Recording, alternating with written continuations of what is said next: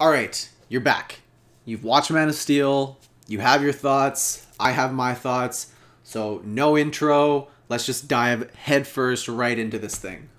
So starting with Batman. The opening of the film, I really enjoyed how we just got to see Bruce Wayne running around Metropolis at the end of Man of Steel, trying to get to his building, trying to save as many people as he could. And it was just a great intro, I thought, to getting to know this new Bruce Wayne. For the most part, his arc was fairly well done, and I think the only thing that I didn't like about it was cramming the other plots into this film. And it just took away from all the character development we were doing with Batman to set up the story for all this other stuff that DC needed to cram into this film. And then we have Superman's story, which is pretty much Man of Steel 2, which I really enjoyed and honestly I thought could be its own individual film.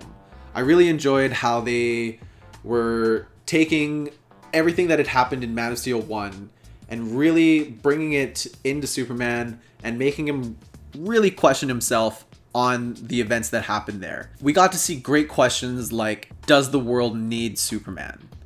And we got to see him struggle with a lot of those issues. The big one being, can he stay good while still being the Superman that he thinks the world needs? I really love the court scene and Senator Finch. I thought she was a great character to have that really introduced that question of, do we need a Superman? She wasn't just a one-dimensional, I don't like Superman, I really like Superman. She was in that kind of gray zone, which I liked, where she understood the good that Superman was doing, but she also understood a lot of the issues that could happen if he kept going down this same road. And then in that courtroom scene, we get that really tense build-up of Superman just slowly coming down and walking into the building, and he's just this hulking mass of a dude, and he comes in and he's just super cool, super calm, and just is like, all right, I'm here for you guys, lay it on me. And so he just stands there silent, which I thought was great. And then Senator Finch starts her opening speech, which really starts to build this nice momentum and tension in the room, which I really enjoyed.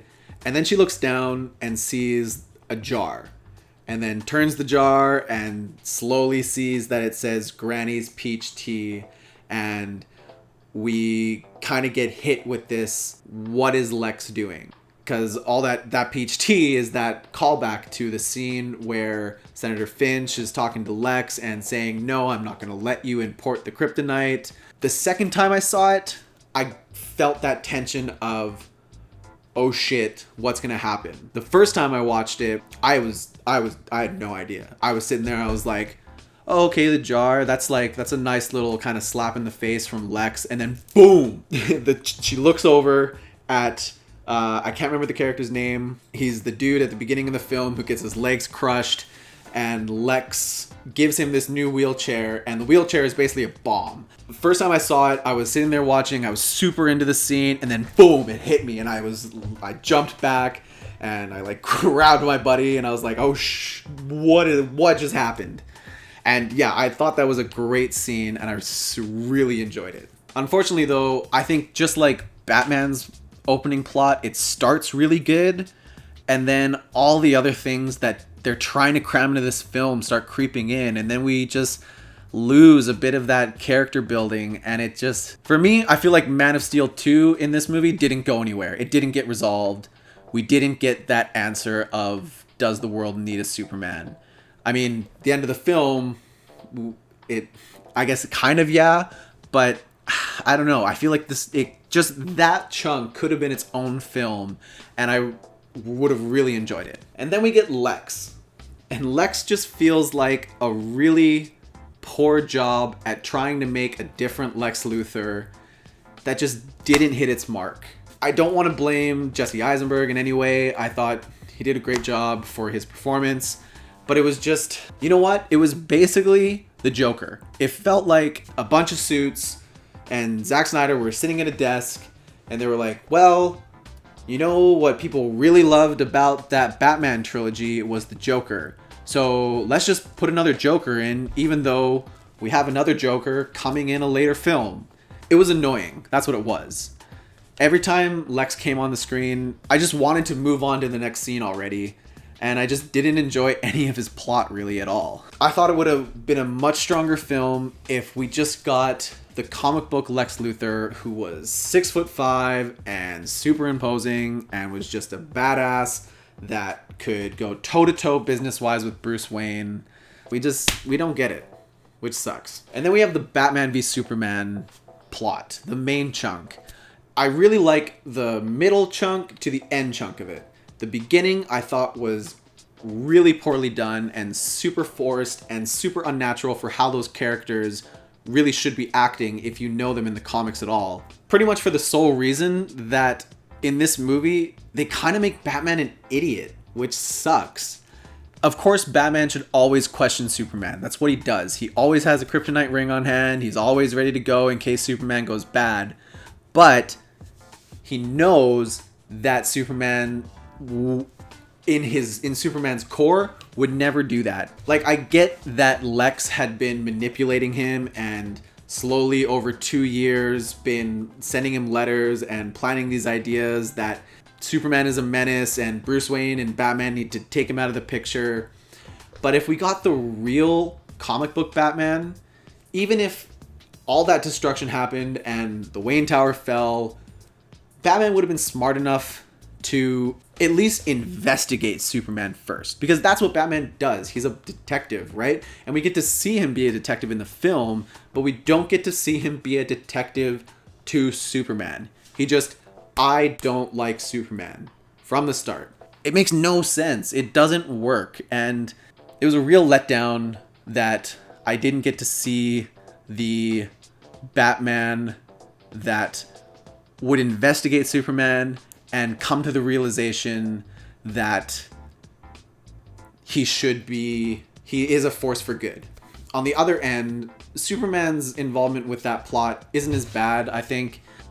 I mean, at the beginning, Superman and Clark really don't like the Batman. They think he's doing things the wrong way. He thinks he's taking justice into his own hands and becoming the executioner and just doing what he wants to do, but in all the wrong ways. And that's kind of the usual thing with Superman, so that worked for me.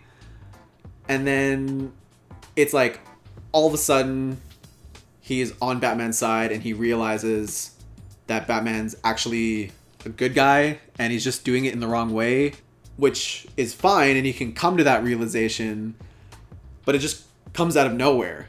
We get the scene where Lex is like, okay, I need you to go kill Batman. And then next scene, we get Superman looking at Lois being like, I need to convince him to be on my side.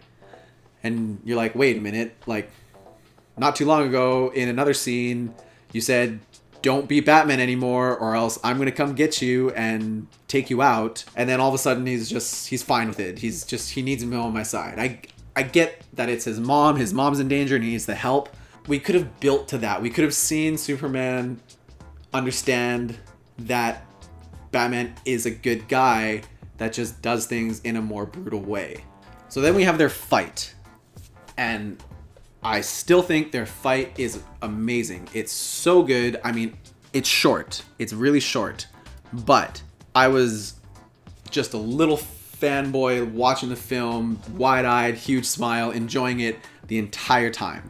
I really enjoyed the resolution of the fight too. I thought it was really great how they kind of tied in the whole Martha being both the name of Superman's mom and Batman's mom, and credit to Zack Snyder. He played that in well at the beginning, establishing the whole Batman's mom thing and really driving Martha home. Like, there was, especially in the second time watching, in the beginning of the film, you really notice how many times they say Martha. It's pretty apparent, but it works leading in to the end of the fight, where that's what triggers Batman to come onto Superman's side. I think it works. Now, I know there's people saying that Batman won, and that is false. Batman did not win, he won a round. Batman v Superman ends in a tie. So, how does that happen? The first fight is not actually a fight, it's Superman when Batman's coming in with his car and then he gets hit by Superman when he turns the corner and you see him, he's like, oh shit, it's Superman. He gets hit by the car and he flips. If Superman wanted at that point, Batman be gone. Boom. So that was round one and that went to Superman. There's no questions asked. I know there wasn't technically a fight, but it was the, hey, I can find you anywhere in the world at any moment I want. And if I do, I will win. So then you have the second fight. And that's, yes, Batman wins that fight. Hands down. He has him with the spear. If he wanted to, that would be Superman toast. I give it to you. Batman wins that. So that's round 2 to Superman. So that's a tie. There is no round 3. There's no best of 3. It's a tie. So then there's the Justice League introduction of this film, which the fanboy inside of me loved. But in terms of the film, it just felt shoehorned in and didn't really need to be there. I felt like all of the scenes where we get introduced to the Flash and to Aquaman and to Cyborg and even Wonder Woman throughout the film, I felt like could have just been the opening 45 minutes of Justice League Part 1. And I think that would have been fine. But instead, it's kind of shoehorned in so that they can just jumpstart right into Justice League when they get there. But I think they didn't even really get that right, so I think it's going to still feel a little jumbled and weird when we do get to Justice League Part 1. Don't get me wrong, I loved seeing the characters. I think they all looked really good. The Flash's scene where he's kind of coming through the future using the Speed Force, I thought was really cool. And he's obviously kind of wearing this like extra suit, so I'm really interested to see what that is. I mean, it's probably something that Batman built for him, or maybe Star Labs built for him. That'd be pretty cool. The scene where we get to see him in the corner store, and the way we actually get to see him use his super speed, I really liked. It was super subtle, little lightning around the place, and then it kind of screwed with the cameras in the room as well. And it was just like, boom, boom, like he was there and then he's gone. I really liked that. Aquaman's was super cool. I'm super stoked to see Aquaman. Aquaman's a badass. I love his comics. He looked great. No complaints. Same with Cyborg. Super cool. Didn't really get to actually see the full Cyborg look, which I was a little bummed about. But for the most part, the cube looked really cool. And yeah, I'm super excited to see that. And then there's Batman's dream, which is another thing I feel like didn't need to be in this movie at all. It could have just been in the first bit of Justice League 1 and would have been fine. Now, obviously, it's like, if you know anything about the DC universe, it is so obvious that this is Apocalypse on Earth, at least from what it looks like. It looks like Darkseid has come and he has transformed the Earth into another apocalypse, and there's parademons and a lot of questions about what's going on. But the big question in the dream is the whole Superman and the Superman army, and why Superman is kind of like a dictator. Did Darkseid come to Earth and then convince Superman to be on his side? We get the scene where Superman's talking to Batman saying, she was my life, she was my everything, and you took her from me, so obviously something happened to Lois. Did Batman do something to Lois, or did Darkseid do something to Lois and then frame Batman? Who knows? Okay, I really hope they don't do the Injustice storyline. Don't get me wrong, those comics are great, but I don't want to see the dictator Superman in the film. It feels like the cop-out. It feels like the easy way out. And I'd rather not see that personally. I'd rather just see Superman and the Justice League go up against Darkseid and kick some ass. Going back to that Flash scene where he is running through the Speed Force into the future, that was cool. And opened up a lot of questions. Like, he's obviously saying you need to save Lois. Lois is the key. And so that kind of alludes to his dream, the Batman's dream. What happens to Lois? Obviously, whatever time the Flash is coming from, whether that's Justice League 1 or Justice League 2 or from none of them, maybe Flash's own movie, who knows? It seems like something's gone really wrong and Lois is the key. And then he says the part, "You were right about him." And I feel like this is a fake out. I feel like they want us to think that he's talking about Superman. And I think they're going to do that whole Bruce thinks that he was talking about Superman, but actually he's talking about somebody else. So who that someone else could be, if it is Darkseid, maybe it's Lex Luthor again. Who knows? But I think there's some really cool questions that could come out of that into whatever Justice League 1 or 2 is. But again, it doesn't need to be in this film. That's the thing. And then there's the crux of the film. The part that just rubbed me the wrong way. And that was the Doomsday / Death of Superman plot. Yeah. You didn't earn it. You didn't earn the right to do Death of Superman yet. You did one Man of Steel movie and not nearly enough character development and nearly enough investment into this Superman for then you to go and do the Doomsday kills Superman, Death of Superman scene. You could have saved it for later on and it would have been so much more epic, but you ruined it by putting it in this film. So, we'll come back to that. Let's talk about the Doomsday fight first. So, Doomsday didn't need to be in this film at all. Could have just been Batman-Superman fight. They realized that Lex Luthor had been pulling a bunch of strings, and so they realize that and they team up, and then they go to fight Lex Luthor together, and maybe Lex had been spying on Batman, so he saw that suit that Batman made, and then he took that design of the suit and then just went full Lex Luthor on it and made it huge and made it actually something that the two of them needed to do together, that you needed to see not only Superman's raw strength, but you needed to see Batman's intelligence to take it on. And instead, we just get this lackluster, shoehorn thrown in Doomsday. I don't know. The whole Doomsday origin was just not as cool as any of the other Doomsday stories would have been better than this, basically. I mean, the fight is entertaining, for sure.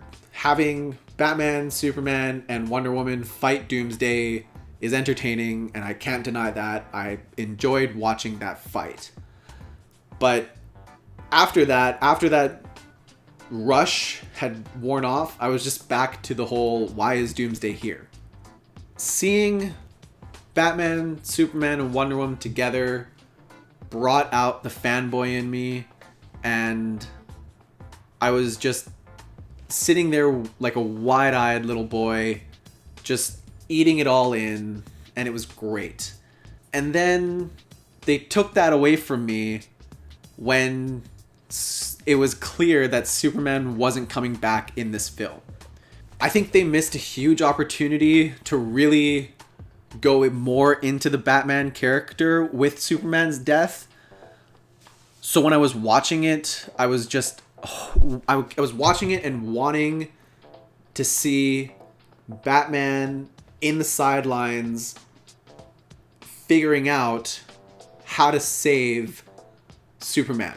We would see that resolution of Batman from being that really brutal, really dumb Batman that we kind of get in most of the movie to the Batman that would be the one that would have interrogated Lex Luthor and broke into his R&D facilities and into the spaceship and found a way to bring Superman back to life, and he's all doing that on the sidelines, and he's not even giving a rat's ass about the funeral and stuff. He's not even there, and he's off resurrecting Superman.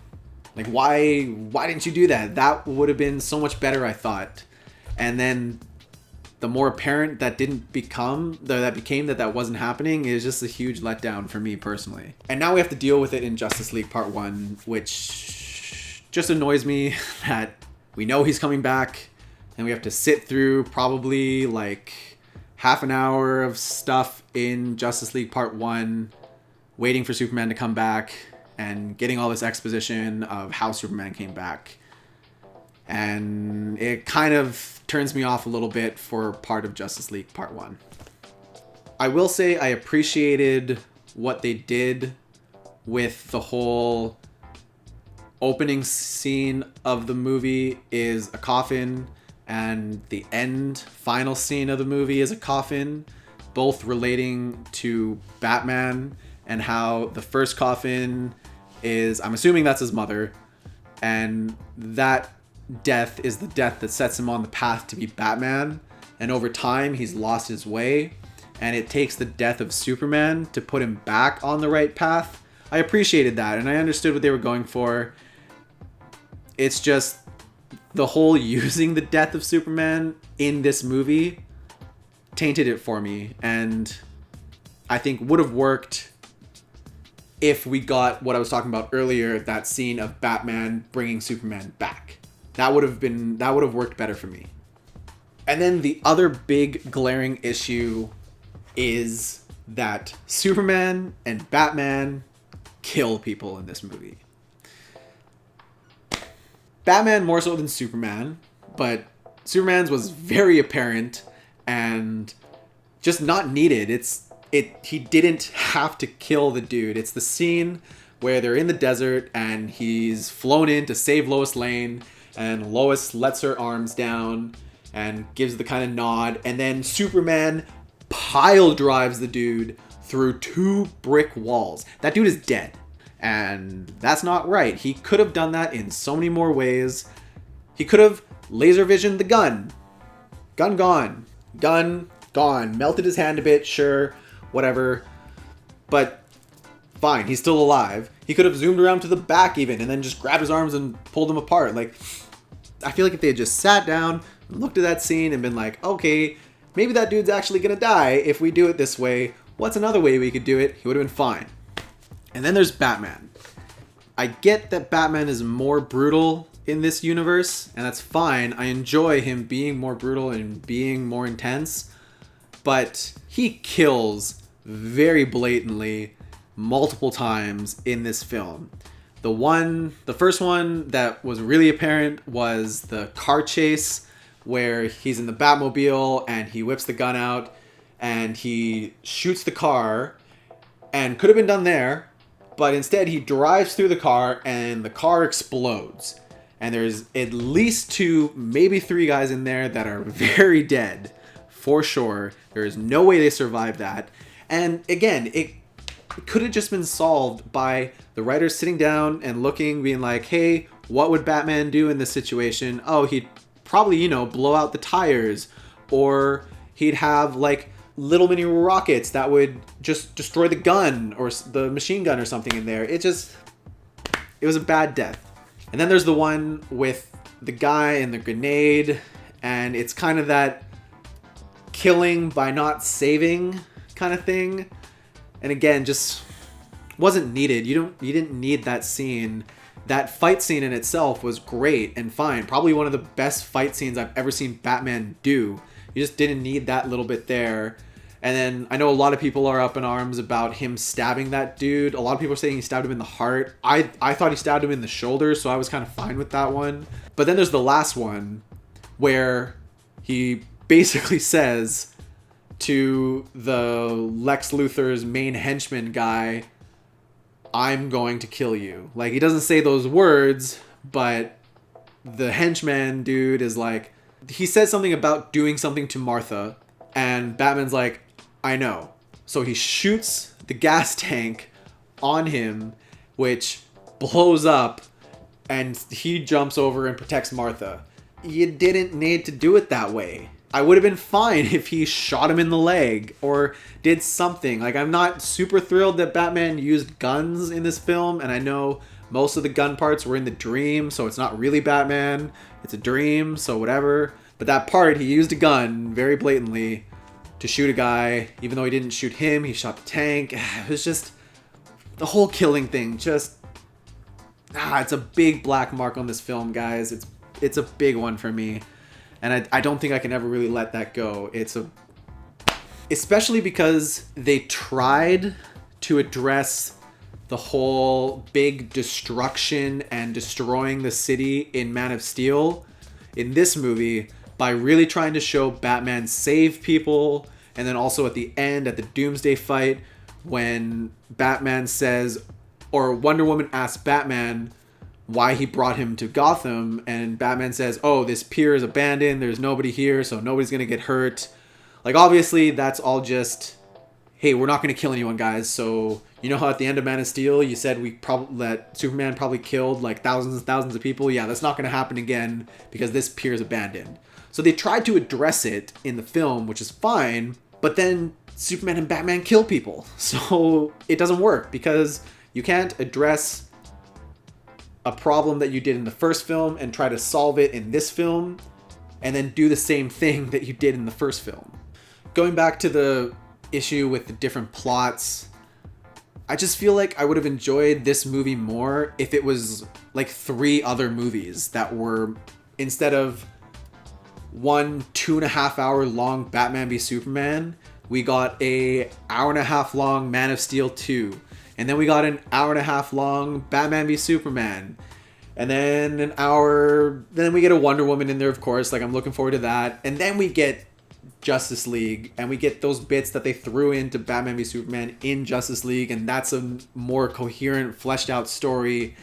And then, later on, after we're really invested in this, then we get Man of Steel 3, which is Death of Superman. That's when you should have done it, in my opinion. And it would have been, I don't know, it would have been so much better for me, guys. So much better. I know it sounds like I'm hating on this film, and for the majority of this video, I have been hating on this film, but it's just because I love Batman and Superman so much. They are my 2 favorite comic book characters, alongside Wonder Woman. Just like, that trio is superhero comics to me. That is what I grew up with. I grew up reading them. I grew up watching the Batman animated series, the Superman animated series, the Justice League animated series. Like, that was my childhood right there. And seeing it on screen, all 3 of them for the first time, was great. And I loved it. And I loved watching them fight. And I loved watching them be a team.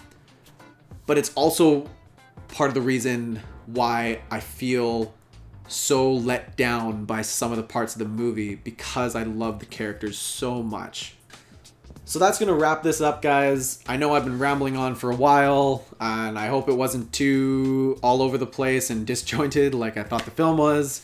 But I'm really excited to see what you guys thought. So let me know in the comments below.